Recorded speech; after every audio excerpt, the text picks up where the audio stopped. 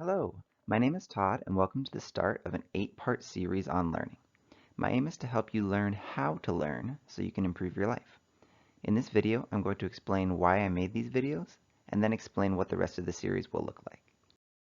A lot of people compliment me or describe me using the word smart, and have for as long as I can remember.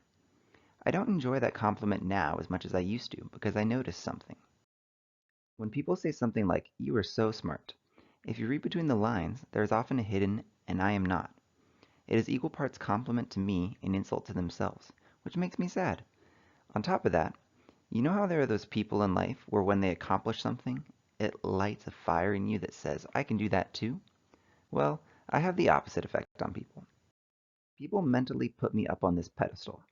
When I have a success, instead of motivating them, it just acts to grow the divide and makes people sad or upset that they aren't smart like me. However, I disagree with everything about this. Learning is not about what you are. It's not about whether or not you fall into a category of smart or not, or really smart versus normally smart, with the implications that certain things are only possible for those in the better category. Instead, learning is about what you do. Learning is a skill which you can improve at. You probably have some people in your life you put up on a pedestal.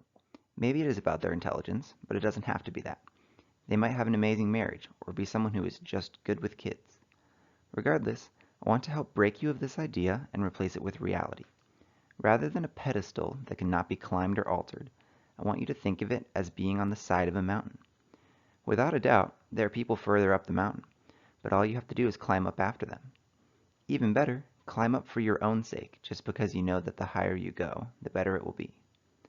Using this analogy, the point of these videos is to inspire you to actually climb up the mountain and teach you how to mountain climb better so that you are more likely to do it. I want to teach you how to learn, but I'm probably not going to do it in the way you expect, which I will explain with this analogy. Let's say you are here and need to drive to here. Your friend tells you to go right for 3 miles, turn left and go 5, and then turn right and go 2 more. You try it and it works out perfectly. Now suppose you start in the same place but need to get to here. Your friend tells you, go right 3 miles, turn left and go 5, and then turn right and go 2 more. You will be severely disappointed and possibly question your friend's sanity. But why? What actually happened? This analogy is an exaggerated example to show the difference between practices and principles. Practices are what you do. They are the means to the end. In our analogy, they are the actual instructions. Principles are what lie behind the scenes. They are what make any great practice great, and they are what is violated when practices fail. Principles behind driving somewhere fast are things like actually ending up at your destination, avoiding traffic, and not driving farther unless you can drive faster. You can see the difference, right? Practices only work under the very specific circumstances they were designed for. If you don't meet the underlying assumptions, they will fail you. Principles, on the other hand, are foundational and used to create practices for every situation. Now, people tend to love practices. You might have started this video hoping I would tell you the exact 10 things to do to be better at learning.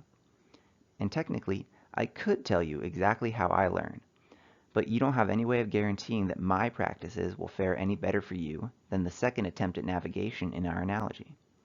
You will even find that practices that help you learn one subject will fail miserably for another. So instead, I offer you something much better.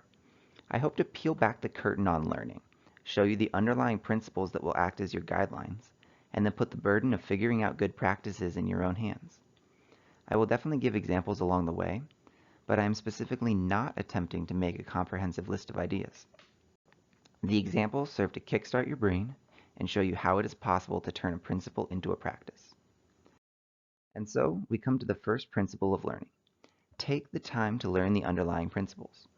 This applies not just to my videos, but to whatever you were planning on learning after watching my videos.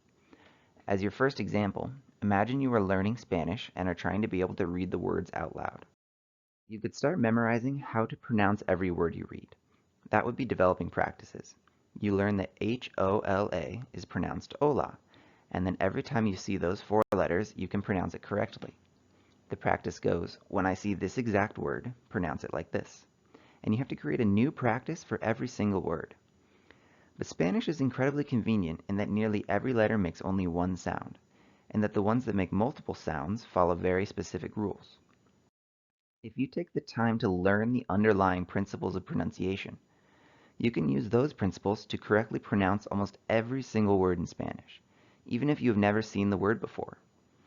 You will also learn that English has around 15 vowel sounds, while Spanish only has 5. And that to not sound like a terrible American, you have to avoid the 10 vowel sounds that don't exist in Spanish. That is all well worth your time. A quick Google search told me there are around 150,000 official Spanish words. If you go word by word and do 100 words per day, that will take you nearly 5 years. If you choose to learn the underlying principles, you can have them pretty well down in an afternoon. That's it for this video. I hope you are interested enough to keep going and learn more about learning. I recommend pausing between the videos and coming up with 3 or 4 ways that you can use the principles in your life. With this kind of stuff, it is really, really easy to think, wow, that was such a great idea, and then walk away and forget about it completely. Since I am not giving you many practices, you will have to make your own. But, as I will explain in future videos, you sitting there thinking about how to apply these principles is learning, so it will all be worth it. In the next video, we are going to get at the heart of everything and look at your mindsets about learning itself.